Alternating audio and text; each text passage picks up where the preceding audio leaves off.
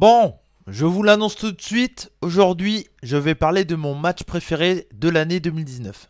Et ouais, je vous spoil.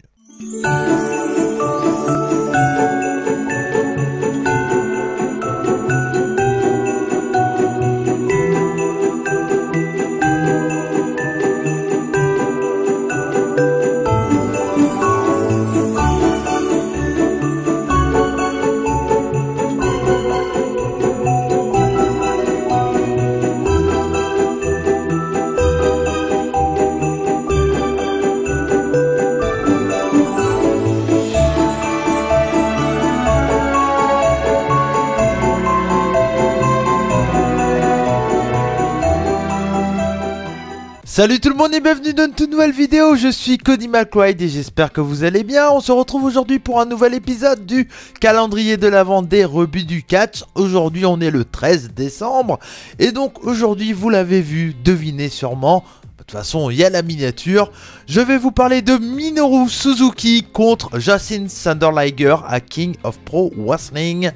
Donc c'est de la NJPW. Et ouais. Allez, on perd pas de temps parce que là j'ai beaucoup de choses à te dire et on passe au contexte. Alors pour ceux qui ne connaissent pas Jushin Thunder Liger, c'est tout simplement pour moi la plus grosse star du catch japonais encore actif. Il a annoncé en mars de cette année qu'il allait prendre sa retraite après Wrestle Kingdom 14 qui a lieu le 4 et 5 janvier 2020. Et ça c'est une information qui n'est pas rentrée dans l'oreille d'un sourd du plus gros vilain de la structure, à savoir Minoru Suzuki. Et donc pour lui faire vivre l'une des pires fins de carrière possibles, Minoru Suzuki l'attaque à partir du mois d'avril. Ensuite une grosse guerre entre les deux hommes qui se mettent des coups chacun leur tour, etc.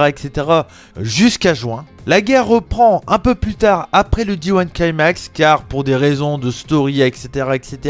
Minoru Suzuki est écarté du G1 Climax. Jushin Thunder Liger est présent de temps en temps pour les matchs tag, mais du coup voilà, les deux hommes s'attaquent de temps en temps. Je crois qu'ils ont un ou deux matchs par équipe où ils se rencontrent lors du G1 Climax et encore j'ai un doute sur le fait que Jushin Thunder Liger était même lors de cette tournée du G1 Climax. Bref, mais en tout cas voilà, la storyline est un peu mise de côté pendant le G1 Climax, mais ne vous inquiétez pas, elle reprend juste après. Et donc quelques temps après le G1 Climax, Minoru Suzuki et Jushin Thunder Liger se retrouvent pour se remettre sur la tronche, au point même que Minoru Suzuki arrive à enlever le masque de Jushin Thunder Liger, qui est un truc clairement...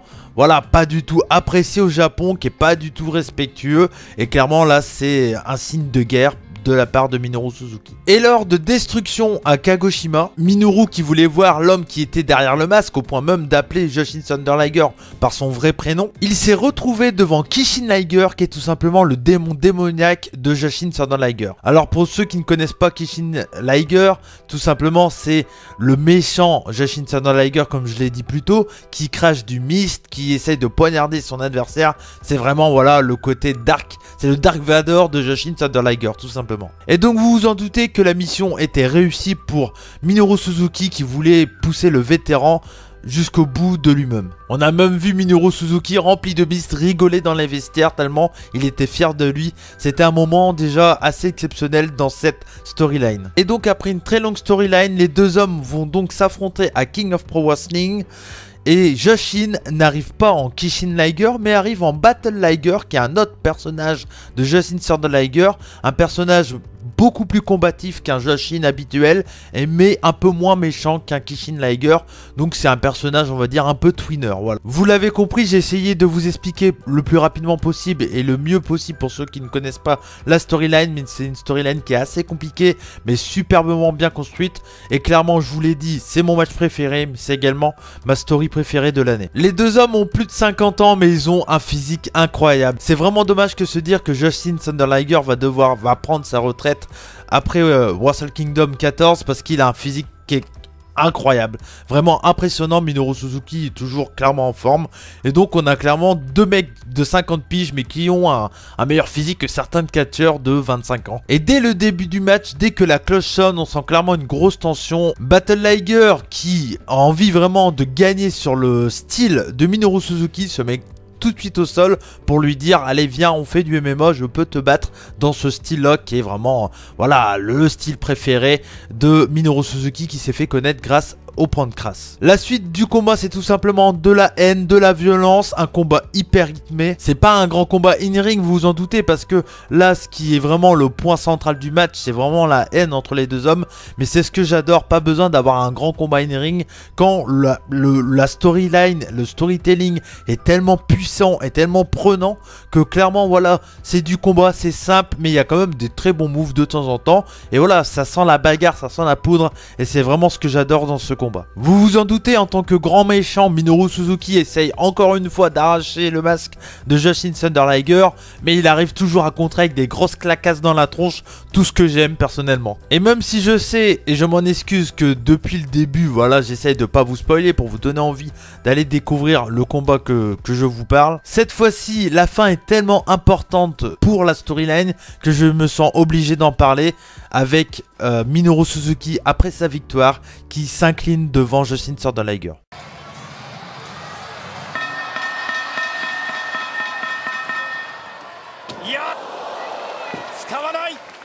パイプ椅子を投げた鈴木みのるマジか頭を下げた重心サンダーライガーに対して鈴木みのるのこれがやり方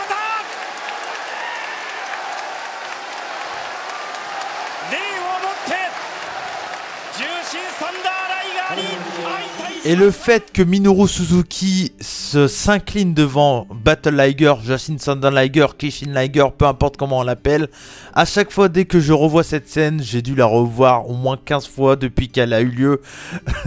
Et à chaque fois je suis ému. C'est clairement pour moi le meilleur moment catch que j'ai vécu cette année. Et comme je vous l'ai dit au tout début de cette vidéo, c'est mon match préféré de cette année 2019 car la storyline est parfaite selon moi encore une fois. Le catch en lui-même est très propre pour des mecs de 50 piges, ça se met dans la gueule tout ce que j'aime, c'est simple à comprendre. Même si on ne connaît pas trop ce qui se passe, si quelqu'un vous explique un peu, on comprend tout de suite l'importance de ce combat.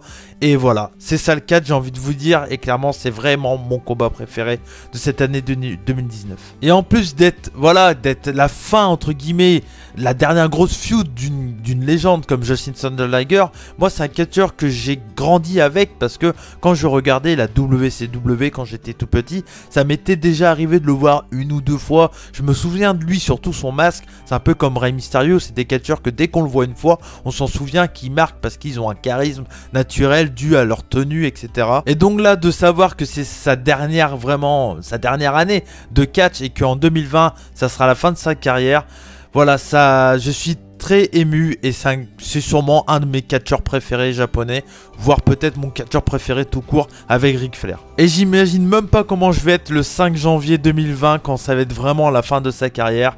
Ça va être un moment magnifique et en même temps très triste.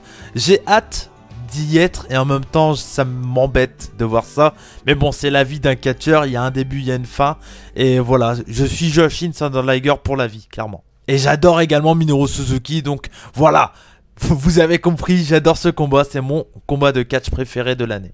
Et voilà, merci à tous pour ce calendrier de l'Avent numéro 13 du 13 décembre. C'était Cody McLeod. J'espère que vous avez aimé cette vidéo. N'hésitez pas à laisser un commentaire, un petit like, à partager un maximum toute cette série, que ce soit mes vidéos ou celle d'Enzo. Merci à vous tous de nous suivre. C'était Cody McLeod pour les rebuts du catch. Et comme on dit chez nous, Banzai. Ciao.